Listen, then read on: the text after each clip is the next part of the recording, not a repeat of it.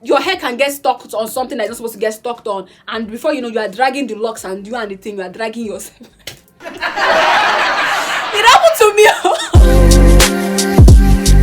Hello Loc fam, if you're new to my channel, this is a channel where I am documenting my locks in a starter phase, and like I said before, I am currently 8-month locked, and this is Lola Loc Life. If you're new here and if you've not clicked the subscribe button, kindly click the subscribe button, turn on your notification bell so you can know anytime I post a video, and of course like and comment and share this to whoever might need it. Someone that has locks, you know, don't be selfish. Locks, do's and don'ts. So I am currently 8-month locked, and I have experienced some things when it comes to locks, so I already know what to do and what not to do. So today I want to share with you the do's and don'ts of your starter locks, in case you're looking to start your locks or you already have your starter locks. This could be helpful for you, so let's get right into the video. Should we start with the do's or we should start with the don'ts? No, let's start with the don'ts and let's save the best for last. Do not use too much products on your locks. So why I would say that is because I experienced it. You know, when you start your locks, you're just experimenting things, especially when you don't really know much about it and you want it to grow, and you're just putting in things, garbage in, garbage out. Oh, let me try this product, and that person will tell you this product will work. Oh no, use this one. I also have locks. I use this one. Your loctician too will recommend another one for you. You watch content too online, and then you see different kind of things, and you're looking like, okay, should I use all this? Before you know, you have too much product you're already using on your locks, and that could damage your locks, because that's what happened to me. I got a lot of product because, you know what, I wanted my locks to look fly. I wanted the best locks ever out there, but I didn't know that I was just doing nothing but damage to my locks. So do not use too much product.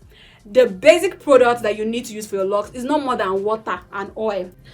Water and oil is that simple, because when I figured out that it just water and oil, I swear I just had to throw out all those products, and some of them I dashed it because it's not really worth it. Yeah, so avoid too much product on your locks, because this could damage your locks, and especially when you don't know your hair texture, because some of the products don't work with your hair texture, they don't work with your hair density and all that. The second one is do not over manipulate your locks. Did you hear me? Do not over manipulate your locks. And this comes to like tight styles. So I know you like to explore your creativity. You might just be someone like me. I love to explore my creativity. When I started my locks, I was already doing different kind of thing with it. But in that process, you might not know whether you've done like an hairstyle that is not really good for the locks. That is why I have a video on how to style your starter locks. Simple styles. All you need is just a bun. Just pack it. I just recommend you even pack it than going to do heavy hairstyle or braids on it and stuff like that. You would just like you actually scar your scalp. Actually, that's what's also end up happening, because when you are locked, you become very tender-headed, and when you have too tight styles or too much manipulation on your locks, you start to scar your locks. Your locks.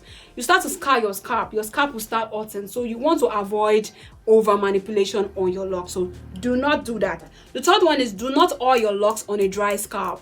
So you don't want to do that actually, because what is going to end it is itch, and then the oils is not actually penetrating into the scalp.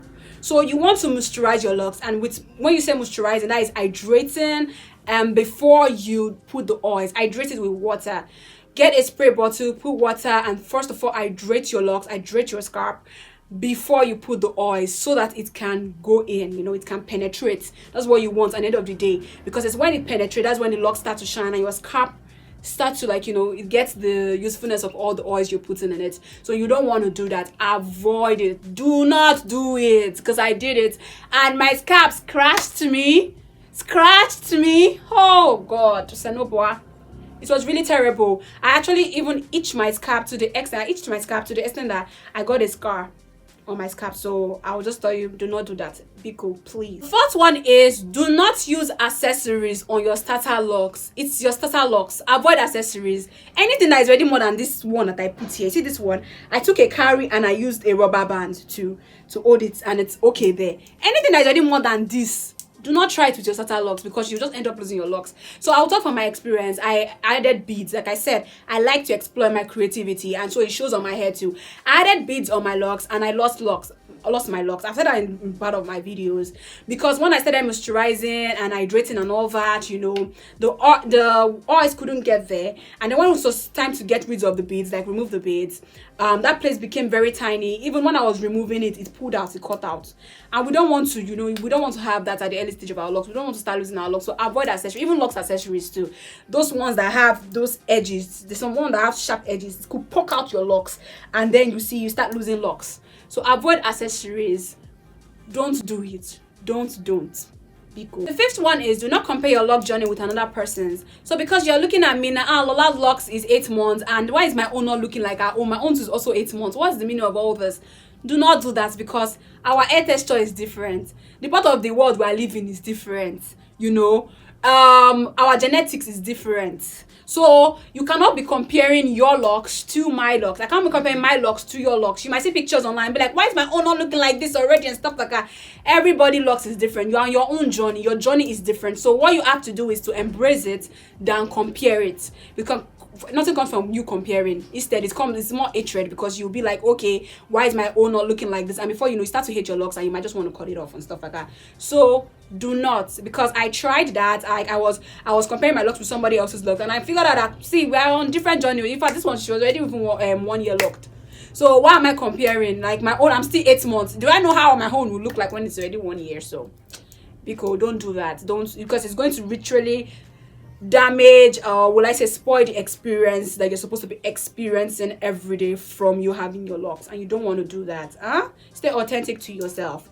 So that's it with the don'ts. Let's dive into the do's. Like I said, save the best for last. The things you're supposed to be doing, you understand? Not the things you're not supposed to be doing, because that's what I said, the first 5, the things you're supposed to be doing for your locks to flourish. So the first one is cover your locks. So I know you might have heard this from me or for some other content creators that talk about covering your locks, and it's actually essential.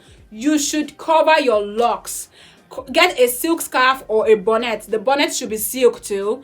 This is to protect your locks from lint. Lints are very hard to get rid of. I continue saying it. It could damage your locks for the lifetime that you have it. It will just be on your locks. It's very, very, very hard to get rid of. You don't even want to get to that. You don't even want to go through that kind of stress. And apart from lint, lice, there are all other things that could get into your hair. Hair can get stuck on something that's not supposed to get stuck on, and before you know, you are dragging the locks, and you and the thing, you are dragging yourself. It happened to me. And that's because I was always laying my head. I knew that you had to cover your locks, but like it can be so tiring. I know, like always covering your locks with bonnets, and you're just like, God, I don't want to be a bonnet girl and stuff like that. It can be so tiring, but for your own best, you're the one that has locks. Cover your locks. Cover your locks, I'm begging. So always try to do that, because it's very, very necessary. It's very essential if you want your locks to flow. The second do is hydrate and oil and moisturize your locks. If you have not watched my video on how I care for my locks, I will put the link in the description box. You can go and watch on how I hydrate, oil and moisturize my locks. It is essential. Do not go a day without hydrating your locks. Do not go a week without moisturizing your locks.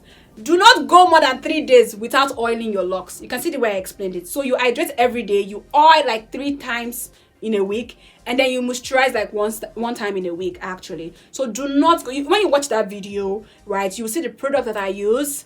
It could work for you too if you're in Nigeria, but if you're not, you know, you could get something that is similar. You also need to hydrate inwards. When I say hydrate inwards, drink water. Drink a lot of, the way you're hydrating your locks, you need to take water too, because water helps. You know, water is life actually. So drink water. The third one is wash your locks when needed. You don't want to go months without washing your locks. Like, clean locks don't smell. Clean locks don't smell. So why do you want to go around with smelling locks? You know, wash your locks when needed, because if you don't, you know, you're already putting oils and you're hydrating and stuff like that, you might start itchy when you're sweating and stuff like that. So, and again, when you start perceiving the smell of your locks, that's what I used to know when my locks it's time for my locks to be washed, is the smell. When immediately I start perceiving the heat of my scalp like this, I'm going straight to wash my locks.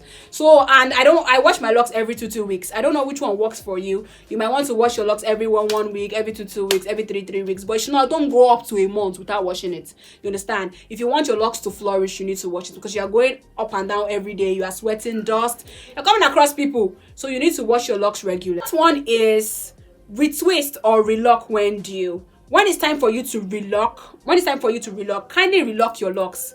Especially when your starter locks, you don't want to be leaving it for 2 months, for 3 months without you relocking it or retwisting it. Anyone you do, maybe you do the twisting on, or maybe I relock because it's interlocking that I do for my lock. You want to relock when it's due. You understand? If you take time, I've never had that experience of not relocking early, because I got to know about that earlier, that I'm not supposed to leave my locks for a very long time without relocking. So I relock my locks every six weeks. You can take my own, you can adopt my own, but if you don't like my own, in case your hair grows faster, you can relock from like 4 weeks to like 6 weeks. It should be in between that like duration, because I used to say that.